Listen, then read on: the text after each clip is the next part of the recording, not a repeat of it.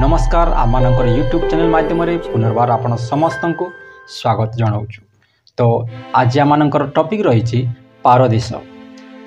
परमेश्वर पवित्र बाइबल रे जीशुख्रीष्ट कही से पारदेश विषय आज आम आलोचना करवा जे पारदेश कौन ता केउंटारे अवस्थित आउ से पारदेश रे केउ मानकर अधिकार रही जीवाई से समस्त विषय यही वीडियो माध्यम आम आलोचना करवा।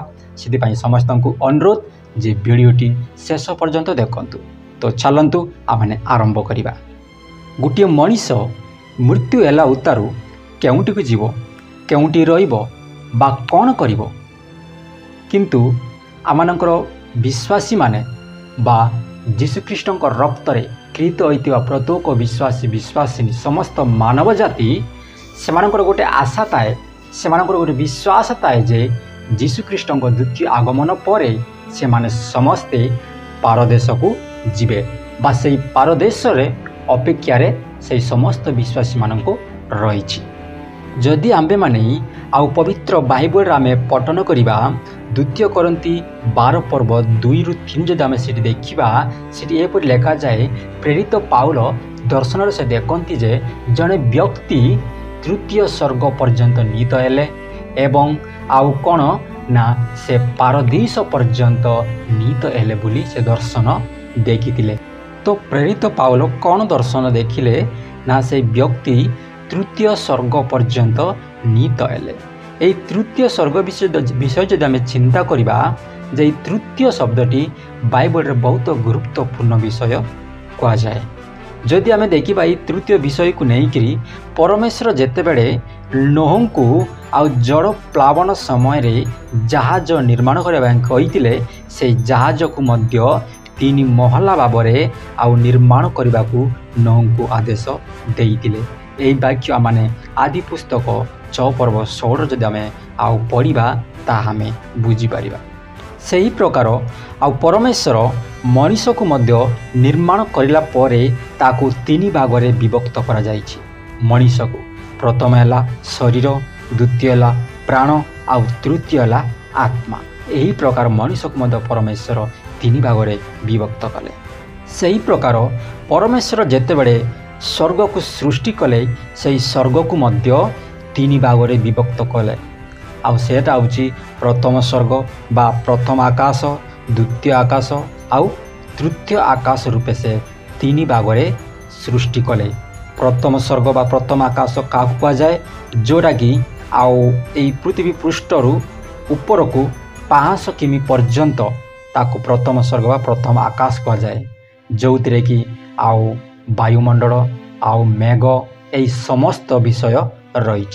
एवं द्वितीय आकाश होची आउ ता होची मध्य आकाश बा शून्य मंडल बोली मध्य कह जाए।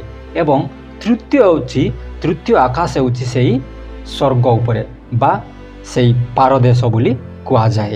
यही प्रकार परमेश्वर आ स्वर्ग को मध्य 3 भाग में विभक्त करा जाइछि, वायुमंडल, शून्य मंडल एवं पारदेश, जहाँकि प्रथम आकाश, द्वितीय आकाश आउ तृतीय आकाश रूपे आमने जानिताऊ।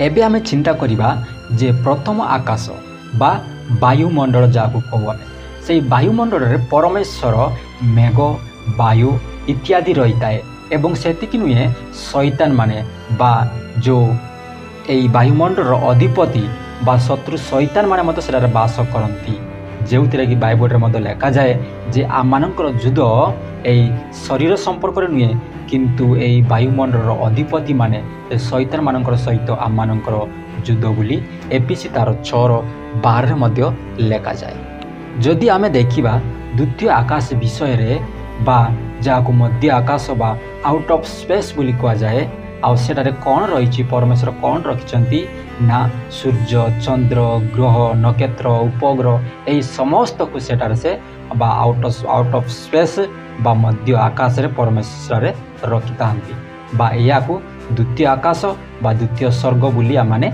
कहिताहु।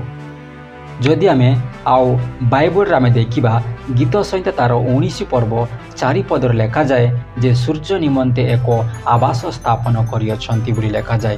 तेणुक यही समस्त आमानकर जहाँ आवश्यक निमंते जहाँ जहाँ सामग्री रही जो प्रकार की आउ सूर्य चंद्र ग्रह नक्षत्र यही समस्त रखापी से मध्य आकाश सृष्टि करियछंती।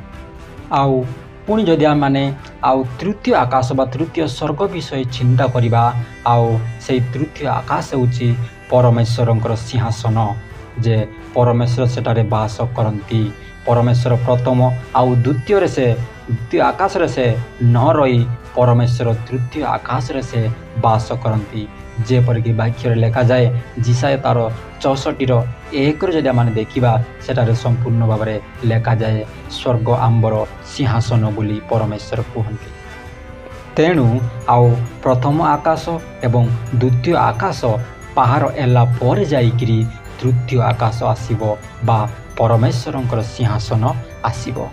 तेणु परमेश्वर प्रथम आकाश रे आंब मानंकु पुणी जगतर अधिपति शैतान निमंते आउ सृष्टि करियछंती एवं द्वितीय आकाश रे आमानकर निमंते आवश्यक समस्त ग्रह सूर्य चंद्र ग्रह नक्षत्र यही समस्त निमंते से आउ सृष्टि करियछंती एवं यही तृतीय आकाश आउ यही समस्त विषय पर तृतीय आकाश रे तांकर सिंहासन निमंते सृष्टि करियछंती परमेश्वर। एवं से तृतीय आकाश पहाड़ उई गला उत्तारे आम मानकर अपेक्षारे थिबा सेई पारदीस पहुँचो सेटारे ही रही परमेश्वरंकर बा समस्त विश्वासी मान अपेक्षा रही से पारदेश से तृतीय आकाश पहाड़ हेला उत्तार रही जहाँकि धार्मिक मानकर आवास स्थल एवं से पारदेश आगक गले बा पारदेश पहाड़ उई गले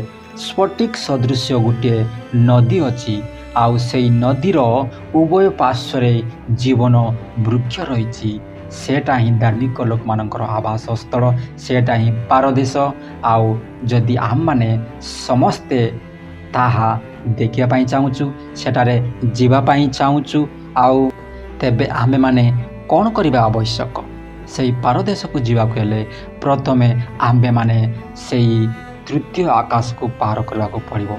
तृतीय आकाश पार करने को हेले आमे प्रथमे द्वितीय आकाश को पार करने को पड़ो। आउ द्वितीय आकाश पार करने को पड़वा को हेले आमे माने प्रथम आकाश को बा वायुमंडल को पार कर जीवाको पड़ो। आउ से वायुमंडल को बा आउ पार करके जीवाको चाहूतिले प्रथमे आमे आमानकर शरीर को त्याग करिकी जीवार अछि।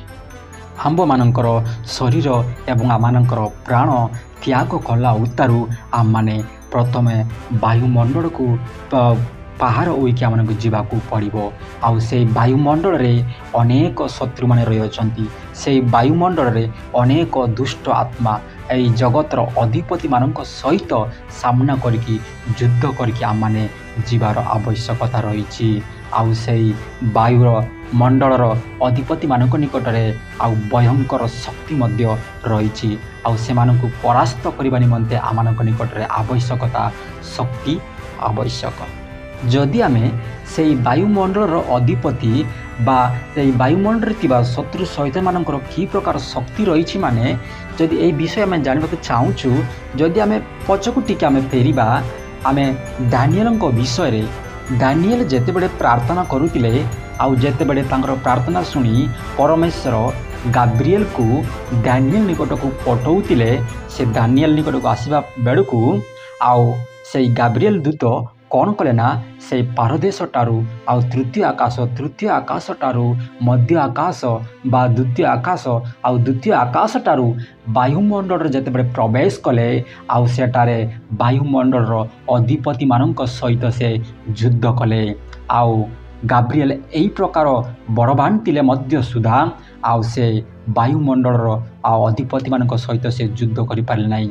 आउ गाब्रिएल काम कौन थिला जे परमेश्वरंकर मेसेंजर जे कौनसी विषय एले मध्य आउ जे कौनसी जदि आमे देखिबा आउ जीशु ख्रीष्टंकर जन्म समय मध्य से गाब्रिएल दूत मरियम को निकट को से आउ खबर आनिथिले से परमेश्वर मेसेंजर हिसाब से आसते ताहा नुहे जे गाब्रिएल युद्ध करि पारिबनी से युद्ध करि पारिबो जदि आमे देखिबा द्वितीय राजावली रे 19 पर्व 35 पद जदि आमे देखिबा जे गाब्रिएल दूत से गोटे रात्र रे 1,85,000 लोक से संहार करते मारी देइतिले। एही प्रकार शक्तिशाली थिले गाब्रिएल दूत किंतु से दानिएल निकट को आसीबा समय रे वायुमंडल रे शत्रु शैतान एही जगतर अधिपति ताको अटकाई ता सहित युद्ध कले जे से गोटे दिन किंबा 2 दिन नुहे से 21 दिन पर्यंत ता सहित लड़ीले। आ कोन 21 दिन परे से कोन विजयी हेले कि नाई 21 दिन परे मध्य आउ ताको से परास्त करि पारले नाई किंतु जेते बेले मिकाएल दूत आसिले आउ सेही समय रे ही आउ सेही वायुमंडल अधिपति परास्त हेले। ताहापरे जाइकिरी गाब्रिएल दानिएल निकट को पहुँचिले। एही प्रकार शक्ति ए वायुमंडल अधिपति मान निकट रही। एही प्रकार शक्ति आम निकट रही कि गाब्रिएल आउ आम मध्य केते पार्थक्य तेणुक आम निकट खूब प्रकार शक्तिर आवश्यकता रही। आमे कौन से शत्रु शैतान सहित आम लड़ी पारिबा कि कदापि नुहे आमे केबे भी लड़की से शैतान सहित आमे विजयी पारिबा नहीं कि आमे पारदेश को जाई पारिबा नहीं।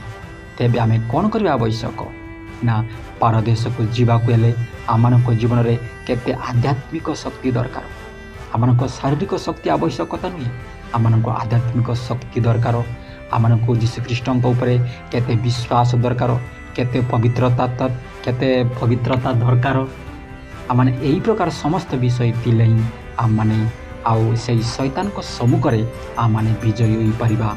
कारण पवित्र बाइबल रे लेखा जाए जदि आमे देखिबा एपीसी तार 6:12 पद लेखा जाए कारण आम मानकर युद्ध मर्त्य विरुद्ध रे नुहे किंतु अधिपत्य विरुद्ध रे कर्तापण विरुद्ध रे एही अंधकार जगतपति मानक विरुद्ध रे पुणी आकाश मंडलर दुष्ट आत्मा मानक विरुद्ध रे।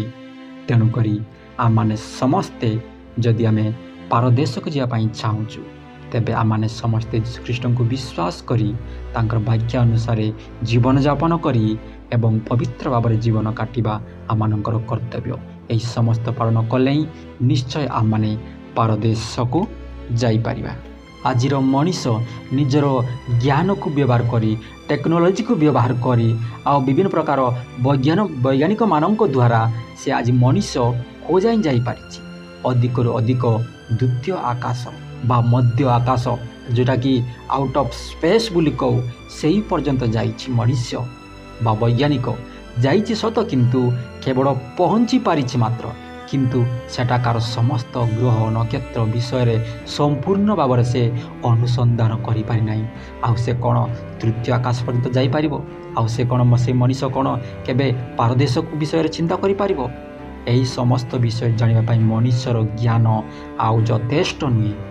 तेणुकरी आम माने समस्ते केवल गोटे रास्ता आमर जीवापाई से पारदेश को जीवापाई समस्त को निमंते गोटे रास्ता रही।